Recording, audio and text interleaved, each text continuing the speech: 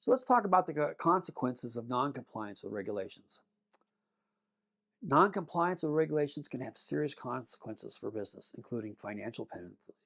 Companies can face hefty fines and penalties for failing to comply with regulations. For example, GDRP violations, they can result in fines of 20 million or 4% of your annual global turnover, whichever is higher. Legal repercussions. Noncompliance can lead to legal actions, including lawsuits and litigation. This can result in additional legal fees and potential settlements and reputational damage. Noncompliance can just severely, it can destroy a business's reputation. Customers don't want to do business with them if they're not protecting their data. Operational disruptions. Regulatory breaches can lead to business interruptions. Companies might be required to halt all operations to address compliance issues. When your production line stops, your revenue stops.